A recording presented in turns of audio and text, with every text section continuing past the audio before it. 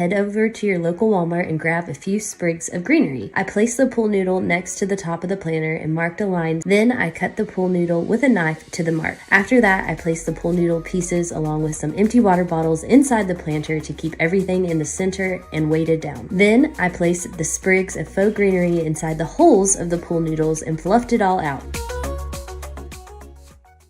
You only need a few supplies for this project and it comes together in no time. Start by cutting your pool noodles down into shorter pieces. I did mine about 8 inches in length, which is a bit less than the height of my flower planter. Next, grab said flower planter, you want one that's fairly big for this, and set a smaller planter upside down in the inside of your pot. Take one bunch of fall flowers, tuck the stems into the center hole of your pool noodle, and stick the noodles down into the edge of the planter. Keep going all the way around the perimeter of the flower pot until you have the whole perimeter lined with pretty fall colors. It's a really simple way to decorate for any season or occasion without spending much at all. Grab another flower pot and set it in the inside of your pot, resting on top of that smaller pot that you put in upside down earlier. Fill your pot up with water and pop one of these cool solar fountains in it, and you've got the prettiest fall planter fountain for your porch or patio. This fountain comes with a few different nozzles so you can make different spray patterns too, which is really fun. And here's the best part about this project, because these flowers are held inside the pool noodles, you can easily pull those out and swap them with different flowers whenever you want. Pull out your fall flowers and tuck in evergreen stems for winter, or just swap things out for something different, and you've got a year-round piece that's so simple to refresh. Grab some pots, plants, and rebar from your local home improvement store. Start by placing a generous layer of rocks or gravel, then fill your pots with your selected plants. Once your plants are potted, begin stacking your pots. Insert the rebar into the bottom pot, making sure it comes through the drainage hole at the bottom and rests on the saucer.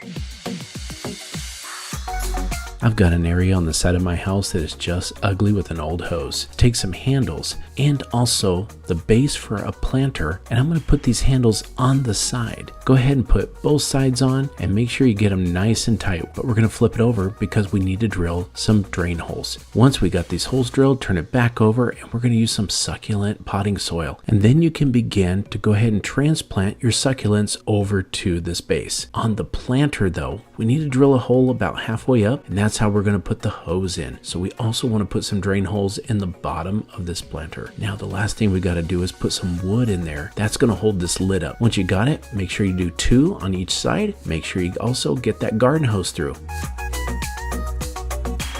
You're going to need 6 plain wood crates. I am going to use spray paint in 3 different colors. Once the paint is dry, I'm going to seal these crates. So I grabbed some 2x2 pieces of wood and I'm going to cut them down to size. Then you're going to sand down the edges and stain this. Now that the stain and paint is dry, it's time to lay this out and dry fit everything. Then using a drill, just add pilot holes and then 2-inch screws to hold everything together. Once everything is assembled, it's time to put it in place. Ran down to Home Depot and picked up some beautiful flowers as well as 2 of these different hanging baskets. I removed the chain from both of the baskets and ended up removing the insert from one of the baskets. I opened everything up, placed my flowers inside, closed it again with the top frame on the top, lined up the holes, and added zip ties to hold everything together securely. My next step was to add the lights. These are solar powered lights, so they'll work great when I use them outside. Once it was all wrapped and ready, I was able to just let it sit in the sun for a few hours so that it could charge up. I grabbed 1 basket and 10 of these wooden pieces. I set to work staining them using these easy staining cloths. Once they were dry, I set up 2 of the wooden pieces vertically, and then I added the rest of my wooden pieces horizontally. Used some 1-inch nails and put those in place. I had purchased these 4-inch house numbers. I nailed these into place. The next thing I did to finish it up was to add some pretty flowers. First step I'm going to do is start clearing out some of these big flat rocks. I got to get the base ready. Next step is to take a small 2x4 and screed the area. That helps level the soil. I want to make sure it is nice and level. Now it's time for the first block. Put that down, shake it a little bit so that it feels nice and firm. We're going to actually keep doing this up and down as we go. Once you get that base done, put that 2x4 across and make sure it's level. Now it's time for some construction adhesive. We don't want to put too much on. We just need to make sure those bricks don't slide and break and fall whenever we put them together. And then I cut a nice big piece of redwood board that fits on top. I grab these from the hardware store and I go ahead and separate the roots a little bit and put some nice potting soil in. These pots will slide right down in and take the form of the cavity that we're putting them in. I scooped up this metal filing cabinet from Facebook Marketplace. I took it out of my van and I put it up on some raised ladders and I removed all the drawers. Then I'm going to come in with this rust paint and I'm going to paint the entire filing cabinet. Then I'm going to use my drill and I'm going to drill in some holes in the bottom. To weight it down, I'm going to be putting in 2 bags of pea stone gravel. Then I'm going to go to my yard and I collected all these old leaves. This is great because I'm going to fill up the bulk of the cabinet with the leaves. So I fill it up till there's about a quarter left at the top, and then I fill that last quarter with my potting mix. Then I'm going to go ahead and plant in my flowers.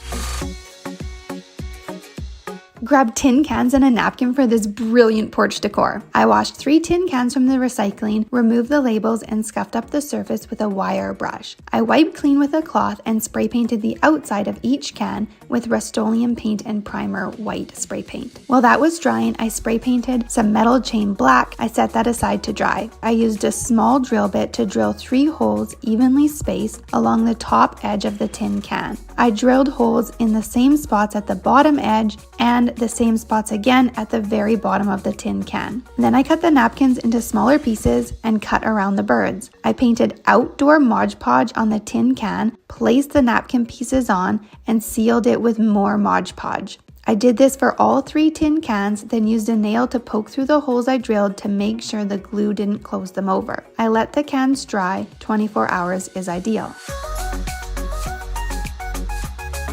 Look for flowers in a multi-pack that can be split apart. Take your laundry basket and drill several holes in the bottom with a drill. Line the laundry basket with a burlap bag or burlap fabric. Start to fill the burlap-lined laundry basket with potting soil. Fill to about 1 inch from the top of the basket. Cut the excess burlap from the top of the basket with some scissors. Starting with the second row of side basket holes, cut the plastic between 2 holes to create 1 larger hole. Then cut out the burlap from that larger hole to access the dirt. Take one of your plants and plant it in the hole by pushing it into the dirt behind it. It helps to use your other hand to grab the plant as it comes through the hole and press dirt down around it on the inside of the basket. Once you have the sides of your basket planted, you can plant the top. Time to run down to your local baker and grab a big old container of cookies. But even though those cookies are yummy, what we want is that decorative lid. We're going to measure it straight across and get about 10 inches. Lay out some cardboard and we're going to pick a bowl that's round for us to mark. Just go ahead and lay it on the cardboard and take a marking pen and get you that perfect circle. Now it's time to mix up our cement. Once we get it mixed, carefully lay it inside the bucket. You can see the consistency here is like some really good pudding. Now, once you get the right amount in, you're going to go ahead and just shake it all up. Cut some strips of wood. This one is going to be full 10 inches across and the other ones are going to be 4 each. And then glue up the ends, lay it out and fold it in. We want to make sure that all the pieces of the wood fit inside the circle. Take some popsicle sticks and some hot glue. You're going to lay this across the top. This is going to be our clamp that is going to hold the pieces together while that wood glue dries. Flip it over. We're going to do the other side also. Once you get these pieces on, it's so strong, it's time to go ahead and drill them because we want to put these caster legs on there. All we need to do is take some hot glue, put it in, and all 4 wheels go right in there. Now it's time to take those wood and the wheels and we're going to just shake it back and forth. Let it sink right into the concrete. Let it dry for about 24 hours. Go ahead and turn it back over after that 24 hours is up. We're going to use a knife and we're going to start cutting away the plastic. We need to get some air in there. That's what's going to release our mold from the concrete. Look at that smooth, beautiful concrete.